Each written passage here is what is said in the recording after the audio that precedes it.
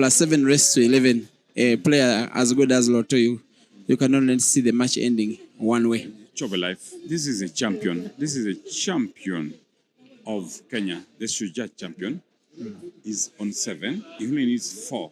And here's Caesar. Caesar needs how many? 11. 11. And there's a time. Is it the time? He needs 11 out of 14. Within how many minutes?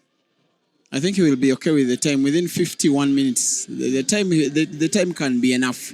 What is not enough is the capability to win 11 in 14 against a player as good as Kiptalam. All right. Very interesting indeed. But going forward, wow. So far, so good for Caesar. He's on red ball. And it looks finishable for him.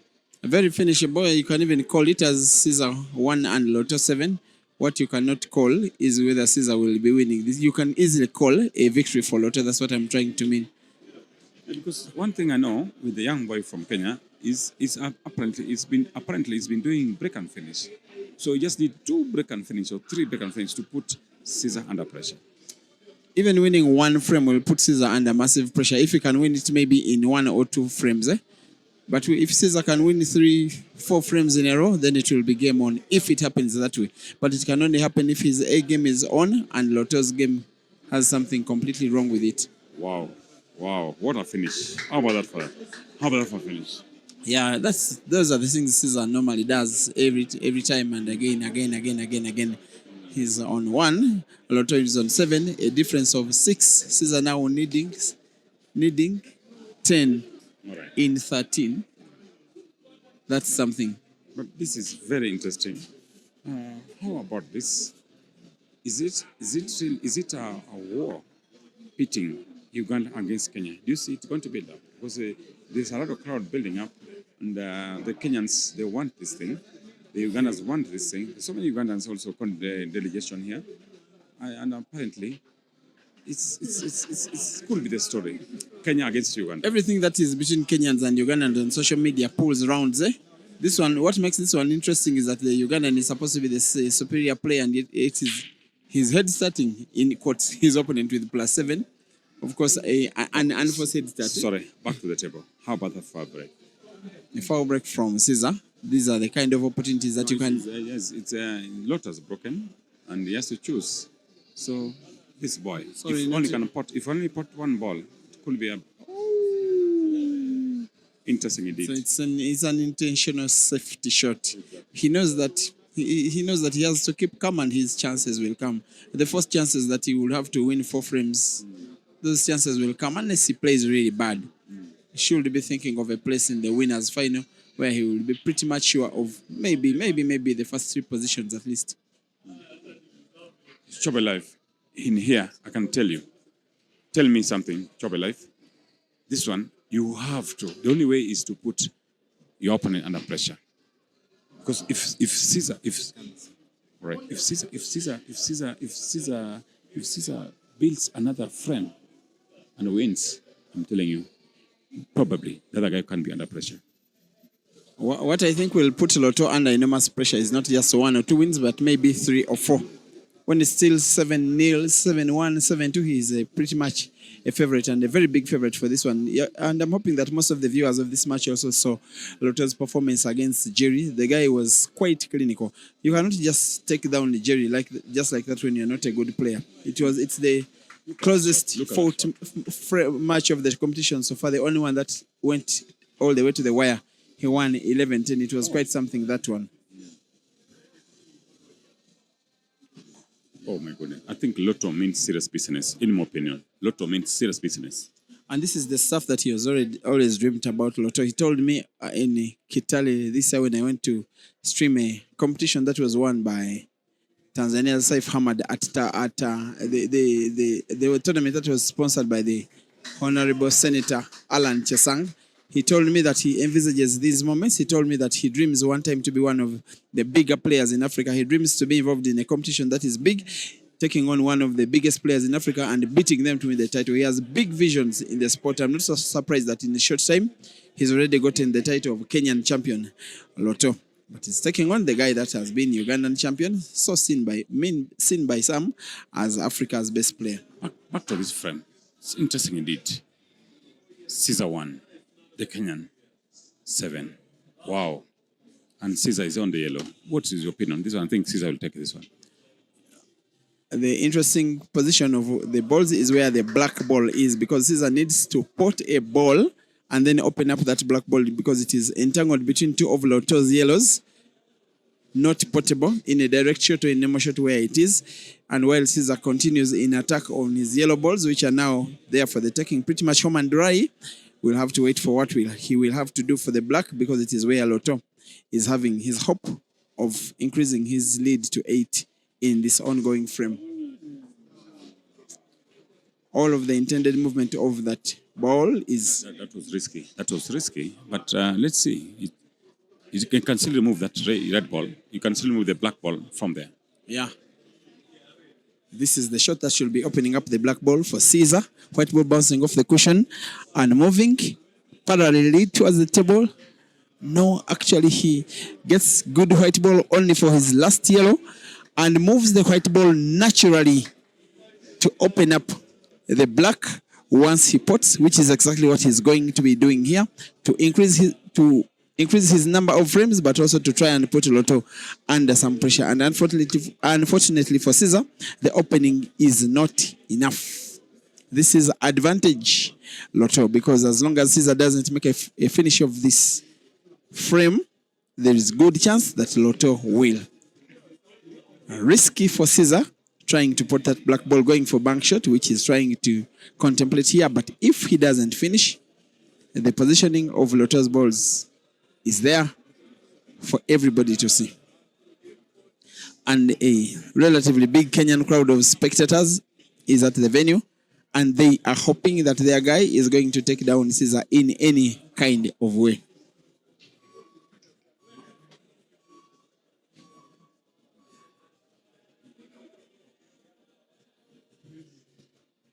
Caesar versus the black ball to put it to the corner pocket, off the cushion, and misses.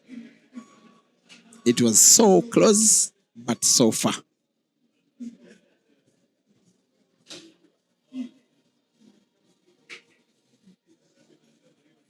And for Lotto, if he is to win this match, things will seemingly be quite easy.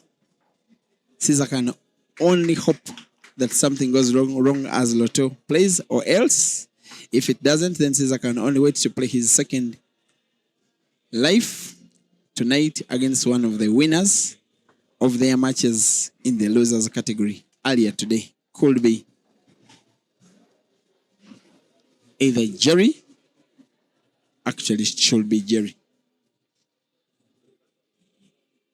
Brian Kiptalam against the red, which will be cutting to the center pocket. On the left, the cut is accurate. The round of applause is relatively loud.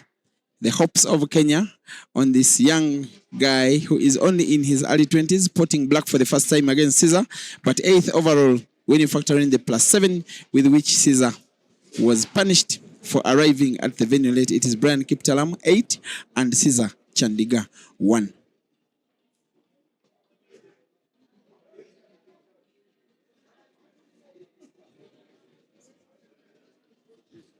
Kingori is asking how this happened. Okay, Caesar was not at the venue by the time of the start of his match, and the organizers started making a walkover countdown, which was on 7 frames won by Lotto, courtesy of Caesar's and not coming early. That is why the match started with Lotto 7 and Caesar 1. Now on 8 is Lotto needing 3, while Caesar needs 10 out of 12. And yet, it is a dry break by Caesar. Opportunity presenting itself for Brian Kiptalam to make a clearance for the second time, which clearance would put him within 2 frames of the victory. If it comes through, he's going for the yellows. He's closing the table. He's playing the yellows. And what AI it is turning out for Brian Kiptalam, especially should he win this match. Be reminded that he is current Kenya's national champion. He won the Shujaa wa Kenya It is also called the Mchana Open, but a tournament of only Kenyan players. It's the tournament that makes any player Kenya's national champion. It is the tournament he won that did get him a ticket into the Super 8 competition. He's in it as Kenya's champion.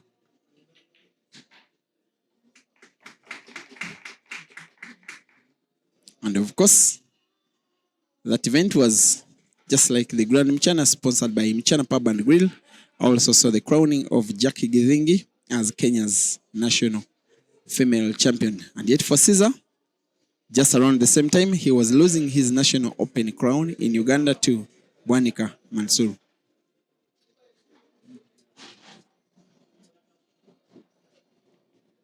It is right at the same venue on the same table that Caesar won the second edition of the Grand Mchana Open Championship just around exactly 2 days ago today.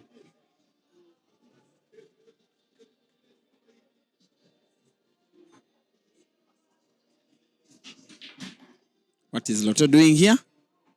Well, the intention was clear for all to see. The execution, not so much.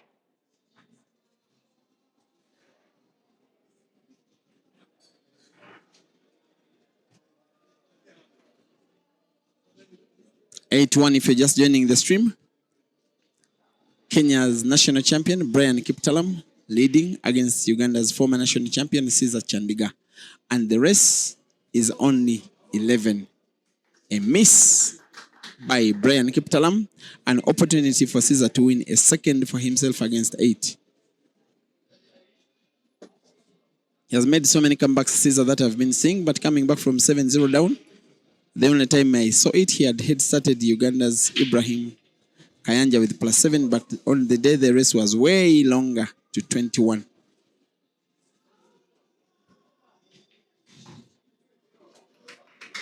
This is the third tournament that Caesar is participating in, with Brian Kiptalam also in participation. The first was the V8 Pool Comp in Kisumu, Kenya, early last year. It was won by Dog City. The second was the end-of-year championship of the Pool Association of Uganda, when Lotto and about 20 other Kenyan players did travel to Kampala to participate in that competition. It was won by Mansur. Caesar did not go past the second round, losing out to Sula Matovu. But for now, he has an opportunity to win a second out of 3, but in actual sense, out of 10. Here is Peter Jubando. Choba Life, very interesting indeed. I'm just seeing the Southern Sudanese, as well as the South Africans. I'm seeing Senzo there. I've seen a number of people from, 1 or 2 people from Zambia. I've seen some people. Ugandan players. They're rooting for the boy, Caesar Chandiga. Very interesting indeed. And even Kenyans apparently love Caesar a lot. But for this one, I think the Kenyans will back Lotto. But it's interesting how the South Africans are supporting the Ugandans. It's very interesting indeed. Why would they support South Africa? I mean, a Ugandan, and then Kenya is here? For whatever reason, Caesar is that player who is popular both amongst the fans, but also amongst fellow players who are also his competitors. Yeah, for whatever reason, sometimes I can't explain it. When someone is loved, it is a gift from God. That's how I take it. But the guy is quite loved, not just from fans, also fans of other countries, but also players. I did stream a match between himself and Aiden in Johannesburg at Aiden's home ground, and there are a few hundred supporters. Majority of them South Africans, of course, and they were split. One half supporting Caesar, one half supporting Aiden.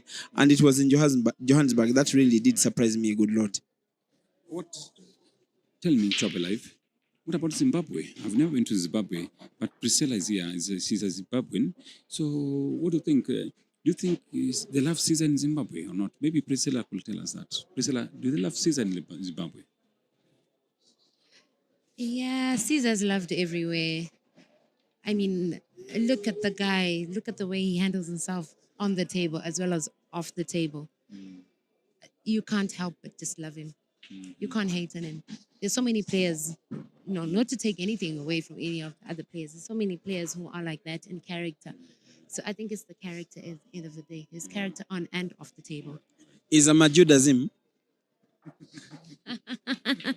Yes. That is the guy that I saw in Zimbabwe who can put his bone on the line for Caesar. And I saw some big celebrations when Caesar won that Queen's Sports Club double elimination competition. And I know he will, with whichever means, be going back to Zimbabwe, not just to defend his crown, but also to experience that love again. But it's not just him. There are so many. As Brian Kiptalam fouls. Wow, that was hard luck. That was hard luck because he played everything right, and then the scratch.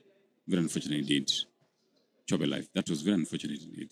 The unfortunate thing for Lotto is that when you have an imaginary, I'm calling it an imaginary head start, there is a way it puts you under pressure as you're playing, as if you are the weak guy, as if it will make you look like a not a very serious player. Should you lose, and just the chance that you lose, however small, is always there.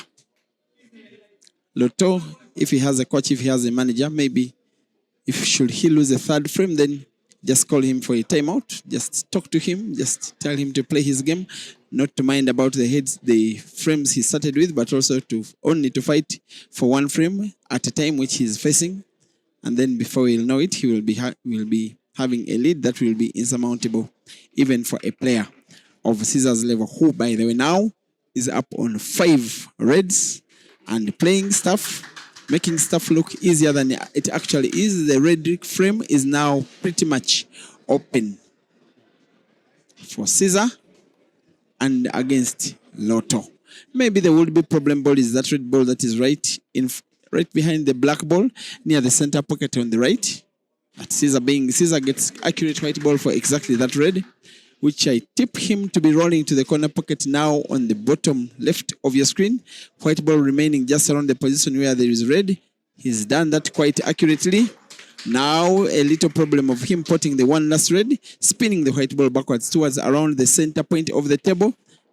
Off the cushion, seems to be a self-snooker, but not. That one is one of the better played shots of this frame. Caesar 3 and Kiptalam 8.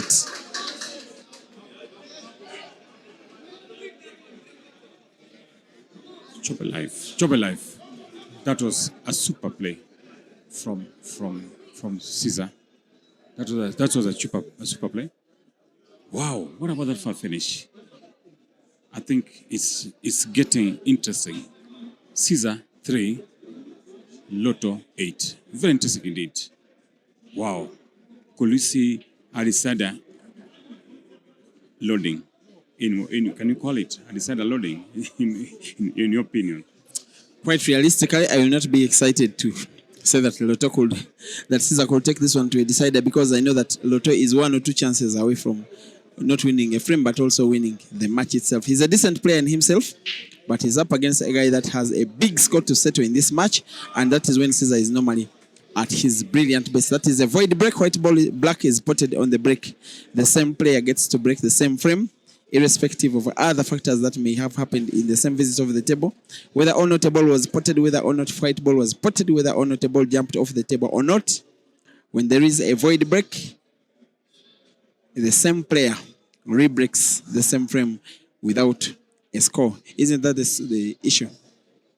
Yeah, true. I'm just thinking back to your comment here about Caesar's chances realistically here of staging a comeback. And remember what you said before we actually went on live, when we were having a little discussion about Caesar's chances here, and you're saying it's looking a little bleak as the clock continued to tick as they were counting the frames. And I will confess, I did say that if Caesar arrives anything before 8, anything from 7-0 downwards, he has a chance. He has a chance. And you disagreed with me saying Brian is a killer. It doesn't have a chance. And I was like, from 8 onwards, I don't think Caesar will make it. And he arrived just in the nick of time, or according to my prediction, 7. So I think he still has a chance. Okay, if these two guys, the players, were having a little chat and wanting to play a race, maybe with money at stake, if Caesar gave Lotto +4 race to 11, they will play, and probably Caesar will be putting his 300, 500, 1,000 US dollars to try out his chances. But if Lotto asked Caesar for +7 heads at race to 11, I know that Caesar will never accept. That's why I did not think that Caesar will be having a very good chance of winning this match. I still maintain that stance unless the beast in Caesar continues in beast mode as it is right now, because it has gotten unto him at the right stage of the match for himself before the lead for Lotto becomes more insurmountable. And should something happen for Caesar to win this match, it will be one of the most memorable for himself in his entire career, in my opinion. Others are memorable because of the fact that they are finals, like the one against Sammy Innocent 2 days ago. Some are so memorable because of the amount of money that was involved at stake, like the money match he did play with Aiden Joseph in Zambia with 5,000 US dollars at stake. Some are so memorable because of the rivalry he has been with some of the players he's been facing, most especially matches against Hazard, matches against Jerry. But this one, if Caesar gets to win it, which is still a big if, it will be so memorable because of the prevailing conditions before the start of the match. As a top player in his own home country, is having a +7 head start, if I can call it so. Not a head start it is, but having 7 frames to start with by way of walkover countdown. Brian Kiptalam versus Caesar Chandiga, who is on only 2 reds, going for bank off the black, accurate shooting. My goodness. That is the Scorpion at his sublime best. The rest, for a player of Caesar's level, the little backspin is a formality. Now up against the black to finish 2 frames with 1 visit over the table. Caesar versus the black. He sinks it in. White is safe. Caesar 4 and Lotto 8. He may make me eat my words.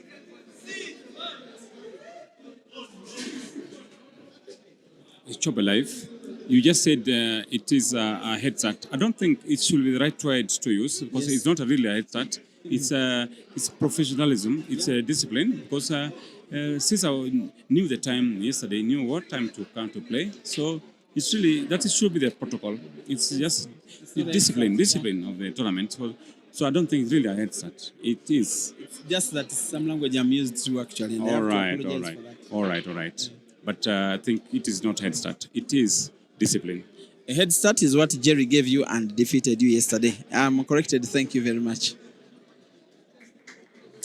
Brian Kiptalam is having to play against Caesar, but also against his own mindset. Because when your opponent starts 7 frames down and you took big advantage with that walkover countdown, it cannot help when he wins 3 out of the first 4. You naturally develop goosebumps and pressure.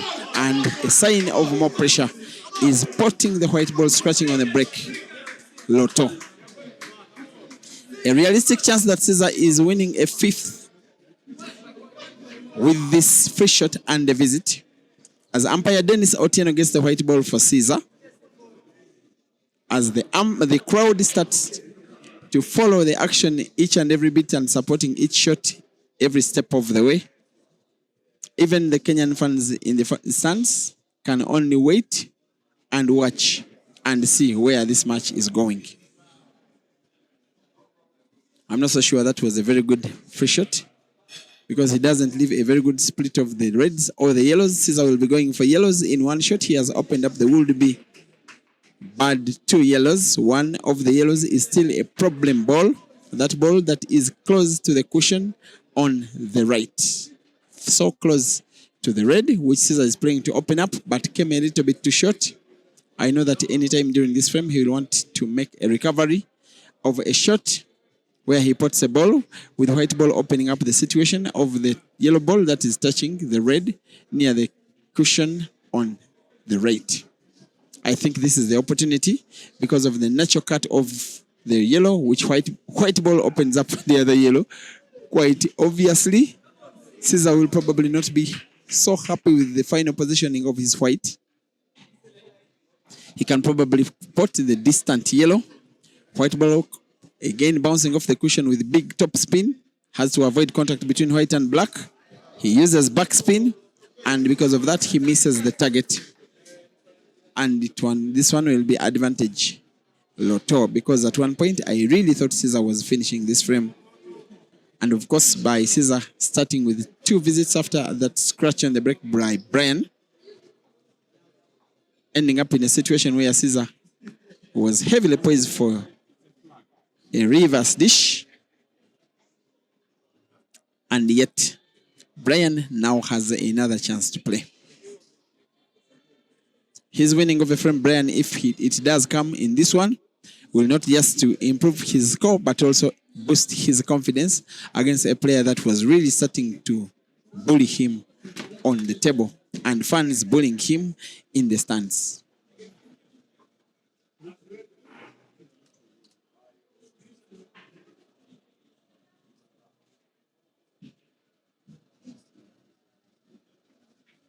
We are at the Mchana Pub and Grill for the second edition of the ATA Africa Super 8 Championship that normally happens once a month, where players have an opportunity to win 3,500 US dollars. That is split between the top 3, with number 1 taking 2,000, number 1 2,000, number 2 1,000, and number 3 5,500 US dollars. And yes, a trophy and medals for the top 3 of a tournament, which they register with 0 registration fees. Participation is only by invite, and also regular change of players that partake in this one. The first edition was won by Caesar, with Malvan Mokonza and Jeremiah Naido of Zimbabwe and South Africa, respectively, as the other 2 players besides Caesar that were involved in the first edition, but are also involved in the second edition. One of the players that is newly invited is the guy that has just missed that red ball, the guy that just a little more than 1 week ago was crowned Kenya's national champion after winning the Shujaa Kenya Mchana Open Championship at this very venue, by the way.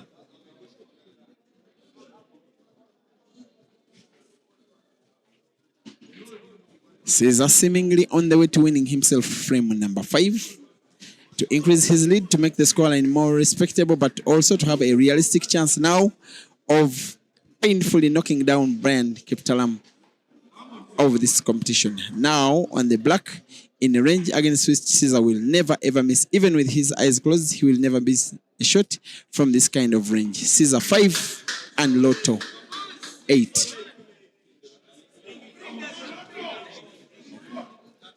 Chobe Life, before you leave, could this be the beast mode of Caesar's beast mode? Because you always keep saying when Caesar is on a beast mode, nobody can beat him. Could it be a beast mode? I'm so used to seeing him that way there gets a time, most especially when the race is long enough that Caesar he makes himself unplayable. When he just starts spotting each and everything, every chance given he takes, even a chance not given he takes. He wins frames for mistakes by the opponent. He also wins frames by mistakes. But he also wins frames for no mistakes of the opponent. That's what I call making himself a little bit unplayable. That's what he is for Brian Kiptalam right now. And Brian Kiptalam has his biggest opponent now, not as Caesar, but a mindset of a player that had 7 frames courtesy of Caesar's poor timekeeping, and yet the lead is becoming smaller and smaller and smaller by the day, to the effect that should he lose 1 or 2 more in a row, I will say no way back this time for Lotto. This is unbelievable, Chobe Life. This is unbelievable. We played this game for so many years, but here we are. Lotto on 7 head start, and here we are. Wow, interesting indeed. Interesting indeed. Wow. Wow. This is interesting indeed. Interesting indeed. Interesting indeed.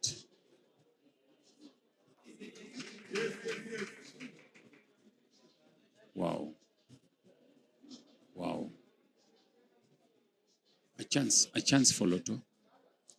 A chance for Lotto.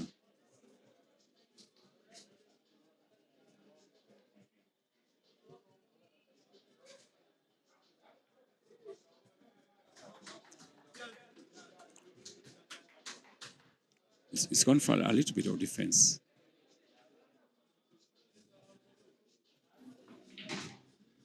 Oh, interesting shot there. Interesting indeed. Interesting indeed.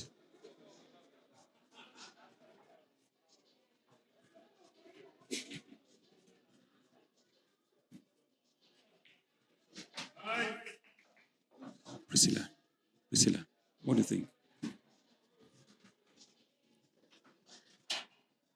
I think this is some edge of your seat kind of encounter here. We have, I think, a 50-50 split in predictions here in terms of how this will end. It's definitely exciting. It's 8-4 in favor of Brian. Caesar trading. Brian needing 3 only. Caesar needing a 7. But ever since Caesar took to the table, he has won 4 frames. Brian has won 1. He started off with a handbrake. He took to the table. It was 7-0 down, obviously, as a result of the walkover that Peter earlier explained. But he's putting back rather nicely. Some good queuing there from Brian, but too much movement there on the cue ball. And that has messed up his clearance. Just looking at Caesar's body language there. I'm failing to read it. But he looks rather calm. And shot off target. Caesar takes to the table. Likely to clear here. It's not a very easy clearance, but it's possible nevertheless. Okay, safety first. A defensive shot by Caesar.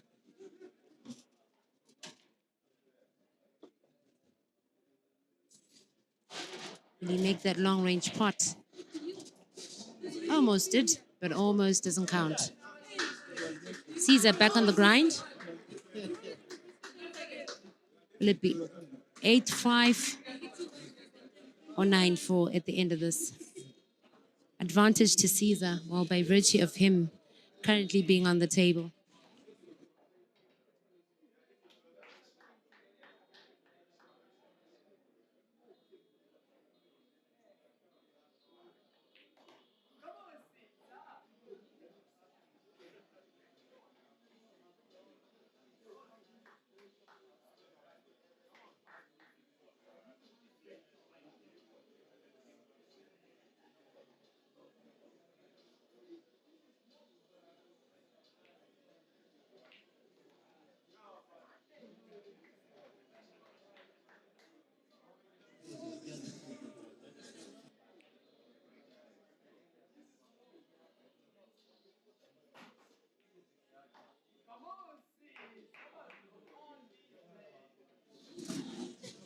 Brilliant clearance so far by Caesar. Chandiga is down to the one last red. I know it, I think you know it. It's game down here. I think it's safe to say. And he grabs yet another frame. Kudos to him. He's working hard at it, doing a very good job after arriving horribly late to a 7-0 scoreline. Brian leading there. Brian has just asked for a short recess break, which the referee has granted, and he will be back shortly.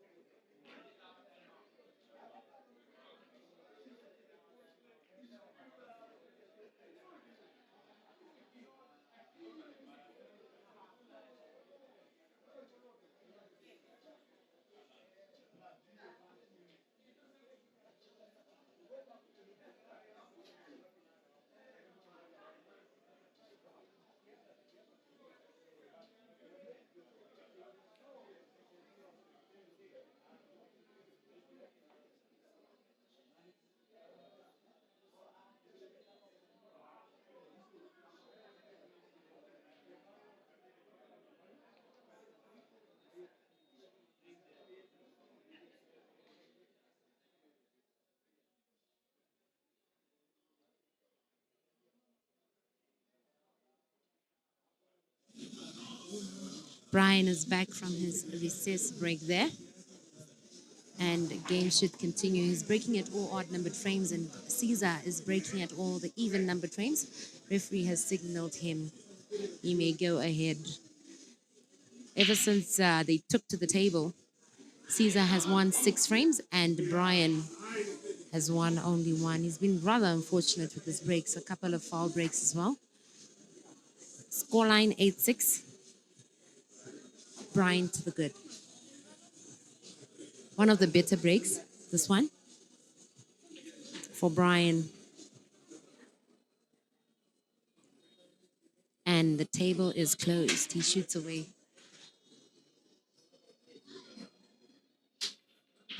He may record an apple here, a break and run.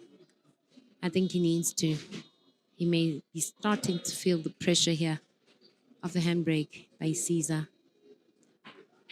Caesar is coming from behind and is coming fast. He's come threateningly close now. Just a 2-frame gap from a 7-frame gap that he earlier had as a result of the walkover.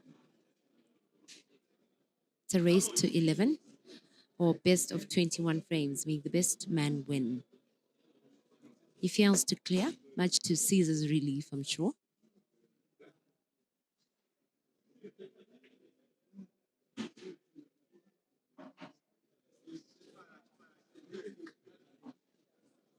Good shot. Although a pot may have been his intention. Either way, it's a good defensive shot. And again, I'm not sure if he meant to pot that or he failed. It wasn't the easiest of pots anyway. The angle to the center that Brian was facing.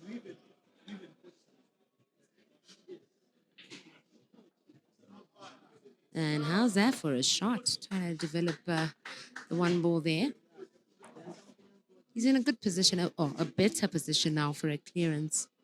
Better than he was before.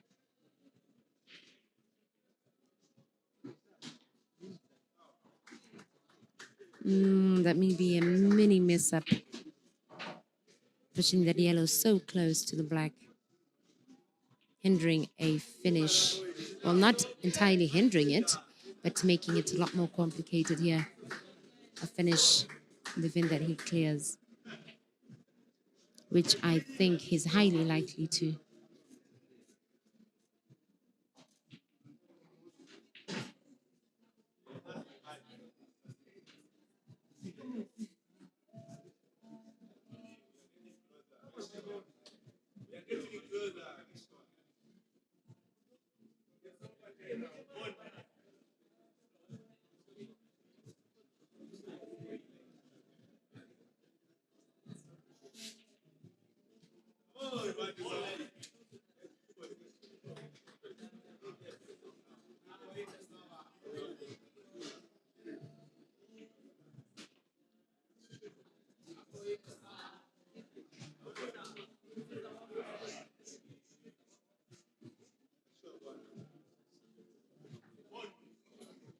Caesar down to 1 last red. I have a feeling awesome shot loading here for the killer finish.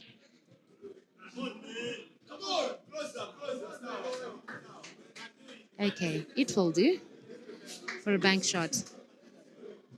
I think he wanted the cue ball to kiss off on the yellow there, positioning it nicely for a finish, and a bank shot is off. Well, for me, I think a bank shot is never an obvious shot.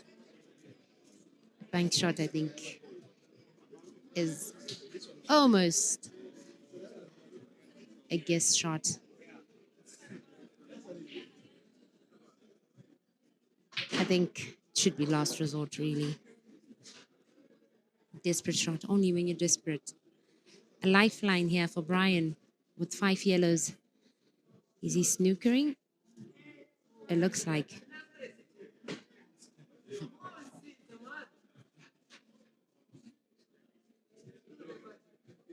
Well, Caesar escaped that snooker. It's easy enough to escape, but potting it is another story. Whoa!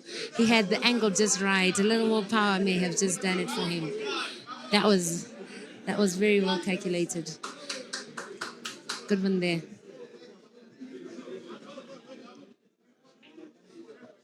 And the way he looks so serious.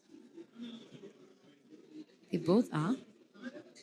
Both looking very confident as well.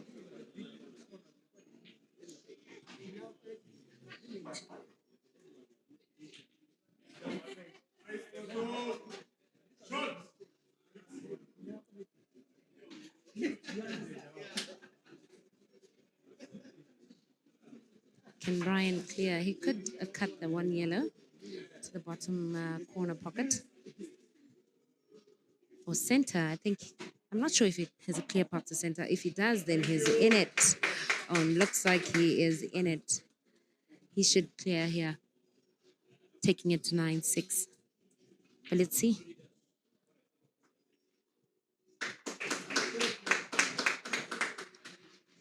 This is an easy finish, but there's no such thing as an easy shot in pool. Top players can mess up what we call easy shots. The crowd is clapping. The vibe is happening here. It's lit at Mchana Pub and Grill here in Kenya, the capital, Nairobi. Game down here, 9-6 it is in favor of Brian. He needs 2. Slowly climbing up the hill. Caesar is coming behind, hot on his heels. Caesar needing 5, but definitely not impossible. Caesar has a chance, but Brian is trying to make sure he does not let that happen. Frame number 16, Caesar to break.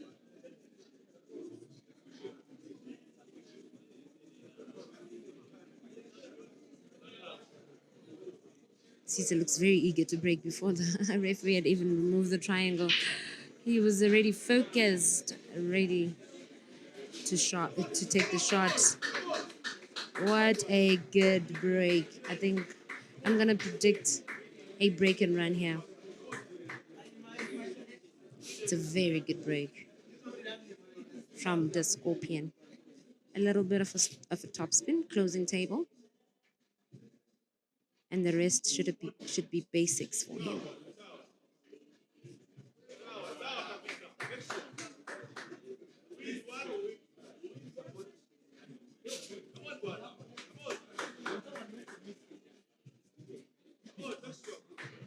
Not enough movement on the cue ball there. But it's nothing I'm sure that Caesar cannot handle. Players of this level find this very easy. I did not see that coming. How he thinks of it. Well done. The way these players execute their shots and think of them so quick totally impresses me. And just like that, he's down to 1 red, looking to record another break and run. The crowd is excited here. Definitely enjoying. I could not ask for a better placement of a cue ball position, even if it were I. For a killer finish, 9-7, Caesar continues to threaten Brian. He's coming close. 2-frame gap in a race to 11. Caesar needs 4, Brian needs half that. These players are queuing pretty well, very quickly as well, very fast-paced pool. This match should be done in no time.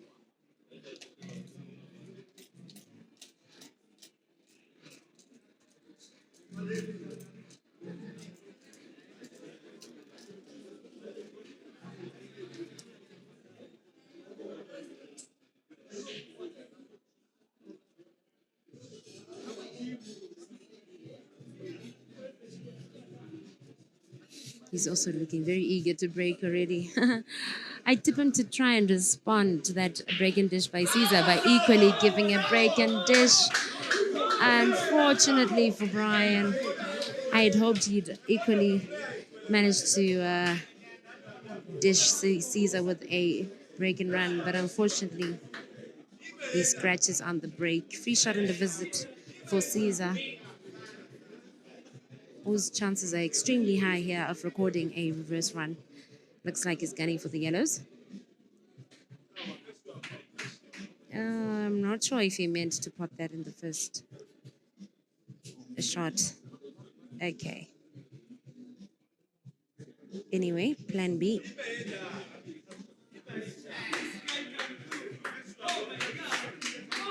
It's looking easy enough for him.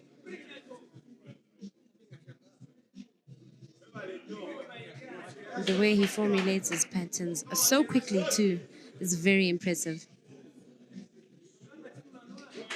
And just like that, he's down to 3 reds. A minute drill there. I'm sure he's done this kind of basic drill a gazillion times and can play it to perfection.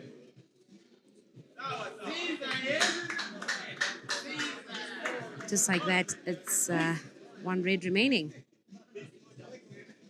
Peter Chobe is back from his break. I see him shaking his head. Are you shocked to see the scoreline here, Peter? I already know how good Caesar is, but for this one, I have run out of superlatives.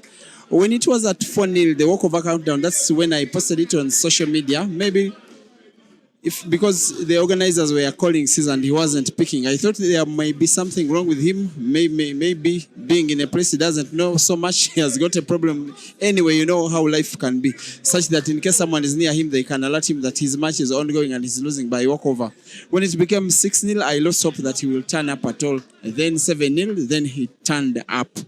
Then he came then I thought he was just only playing for a formality, and then wait for who he's going to face later in the losers bracket. Now here we are. I think he's the big favorite to win 3 before Brian Kiptalam wins 9. But for once, I concede that when you told me that you will believe that Caesar will be getting out only if it is more than 7 frames with which he loses by walkover. But with due respect to Lotto, he's not yet out.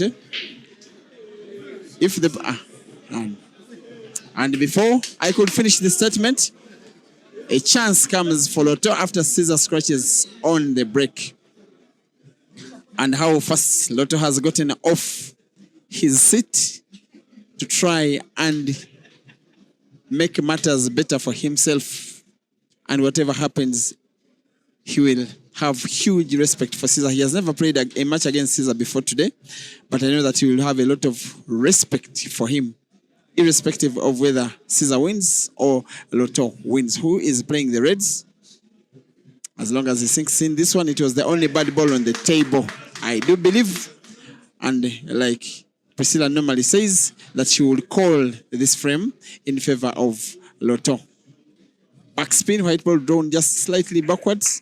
Now to simply roll that red ball to the corner pocket, white ball bouncing off, I think, 2 cushions towards around the area where there is a center pocket, just like that, accurate. Another relatively easy frame. Where is the white going? Yes, it is perfect. And what a sigh of relief it is, this one for Lotto. Himself getting to 10 before Caesar could get to 9 was very, very, very, very important for him. And of all matches that have happened in this tournament before, this one is the one where fans are so much buoyed up with a lot of interest, most especially for the fact that the favorite for winning this match started the match with 7 frames down. Even more reason for you to watch the rest of the match, the rest of the action, where Caesar needs to win 3 straight or else drop to the losers bracket and probably take on Jerry.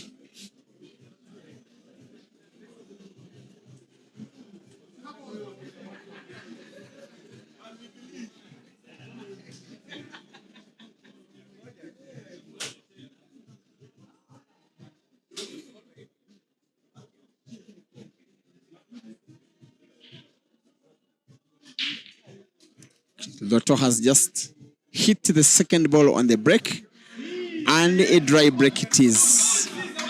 Caesar knows it that if he's to stand any chance of winning 3 straight against Lotto, he must take each chance as it comes, whether the chance comes by Lotto failing to put a ball on the break, and here is the chance.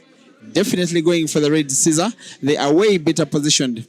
Even a player not anywhere near Caesar in terms of quality will want to finish this one by break and finish. The only relatively problem ball is the black. And I'm saying relatively problem because it is not so much into space, not that it cannot be potted, especially to that corner pocket where he is standing right now, Caesar. He closes the table and is playing the reds. He needs to win 3 in a row, something he has done before in some long races. The 2 victories he has gotten right here at this venue. In long races to 21 against Aiden, he had to win the last 3 frames in both of them.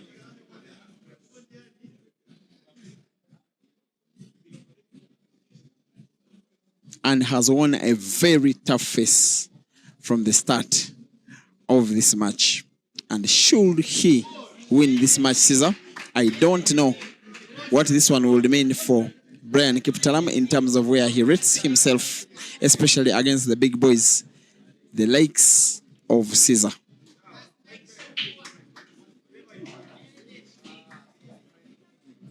And I'm already looking at this one as 10-9. Irrespective of how badly positioned that black ball is, if Caesar can put the 3 reds near the corner pockets where they are packed next, then the black ball will be there for the rolling to the corner pocket now on the bottom left of your screen.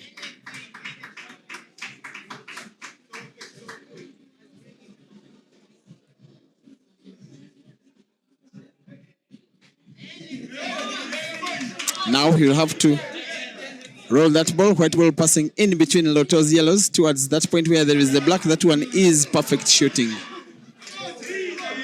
A frame that has been played to perfection by the Scorpion, and will be rolling the black ball and be potting it. It is now 9 for Caesar and 10 for Lotto. For some reason, it is a very exciting match, this one. Most especially what makes it very exciting is the fact that Caesar came to the match 7 frames down, courtesy of poor timekeeping that lost him those 7 frames by walkover. And yet since then, he has won 9, while Brian has won 3. Meaning that Caesar now needs to win 2 straight. Lotto needs to win 1 for the victory, for the chance to have a place in the winners bracket final.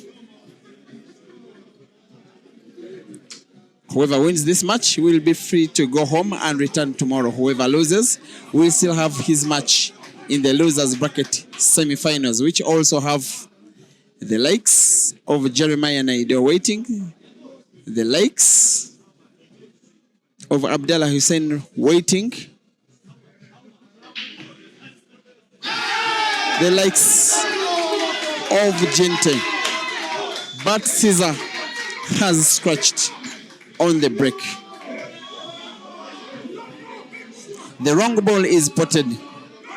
A chance for Lotto to take down a player of Caesar's level for the very first time in this career, most especially utilizing the 7 frames with which he got when Caesar did not keep time enough to start the match at 0-0.